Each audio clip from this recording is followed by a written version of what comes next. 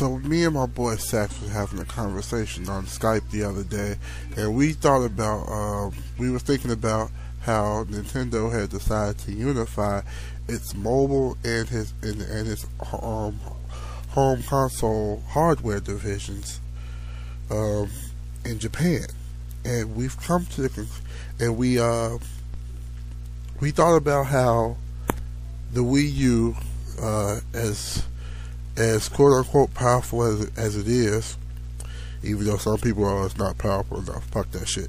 As powerful as it is, it only draws 33 watts of power. So something that me and Sex were discussing was, what if Nintendo is deciding to run this thing on a battery one day? People have been saying that that Nintendo has been dealing with shrinking the dies, or shrinking the die size of its hardware components that's inside its consoles. Look at how the GameCube components became the Wii components. Even though the Wii inside, like the space for the Wii, I believe is smaller than the GameCube. The space inside the GameCube. Then you look at something like how the PlayStation 3 at its conception looked like a fucking refrigerator. Looked like a mini fridge. Can be issued into something as small as the Super Slims now. So something that we were thinking about, and we came to the conclusion that, well, I'll say the 3DS came out about 2 years ago. It's about to come up on its it's going into its third year, but it's 2 years and counting. Their handhelds usually last from about 6 to 7 years. The Wii U just came out in November, and their home consoles usually last about 5 to 6 years.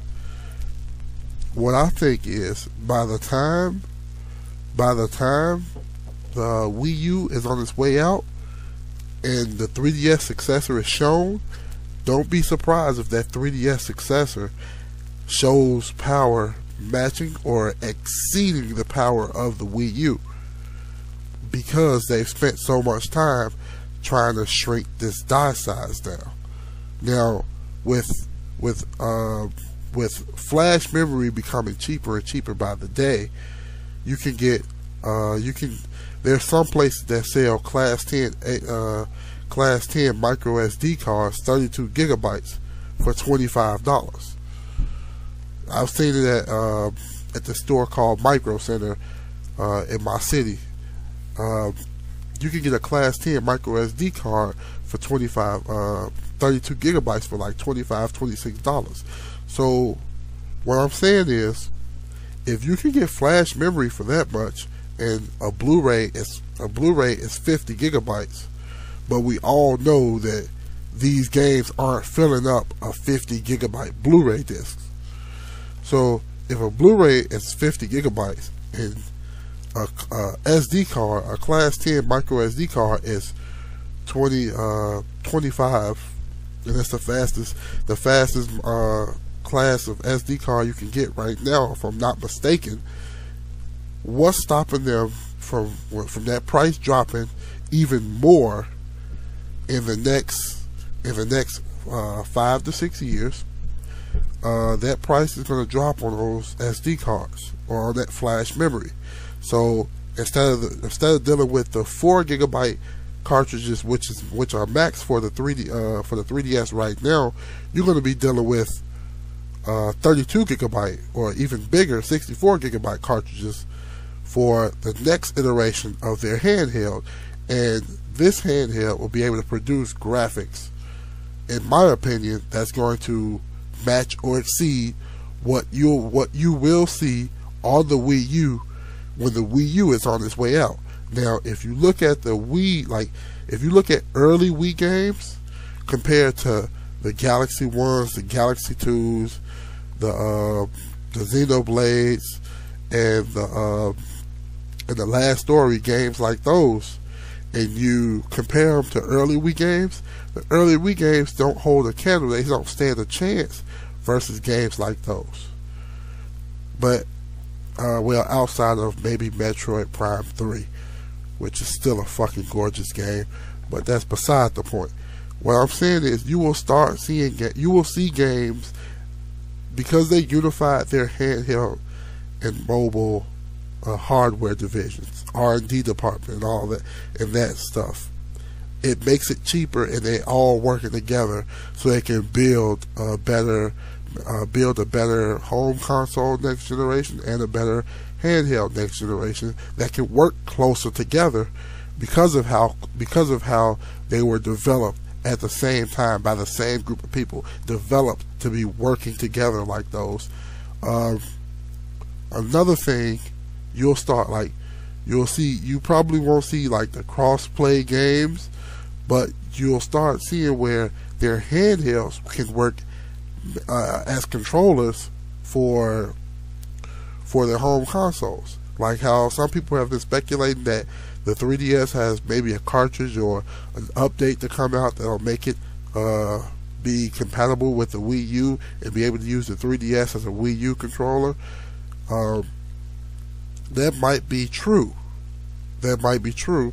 What I'm saying is, you'll start to see that. You'll see that grow on a major scale, because you got to think about it. Nintendo has been working on bridging the gap between home consoles and mobile platforms for 20 years.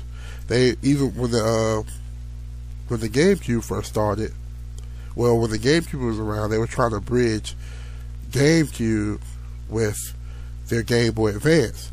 They bridged the Wii with the DS. Now you got the Wii U, and they're trying to bridge it with the 3DS. And I think whatever the next handheld iteration is going to be, you're going to see that handheld iteration, and then you're going to see it be bridged with either the Wii U at the end of the Wii U's life cycle, and it's going to carry over into the Wii U successor to a greater extent.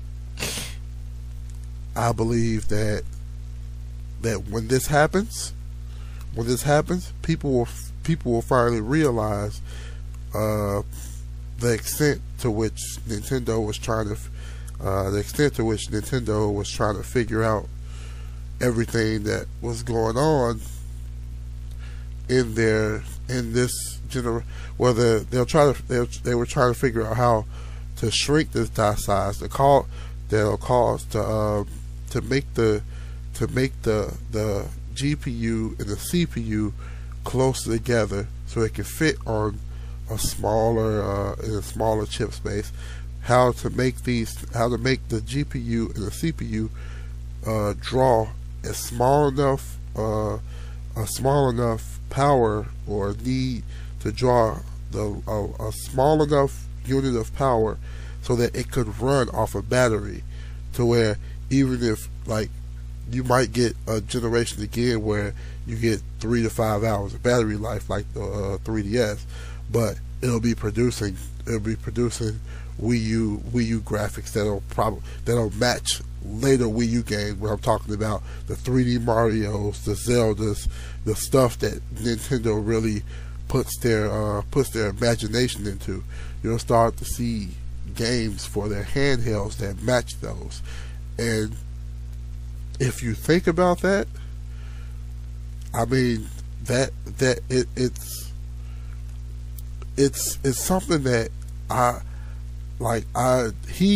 Sachs brought it to my attention, because I thought of it before, but I thought, this shit sounds crazy and I'm losing my fucking mind. What the hell is wrong with me?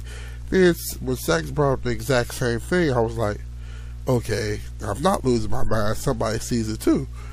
And this was our conclusion, that you're going to have a 3DS successor that's able to produce graphics like the Wii U, and you're going to have a Wii U successor that's able to use the 3DS successor in tandem, the way that Sony wants to use the PS3 and the Vita, or maybe it wasn't supposed to be.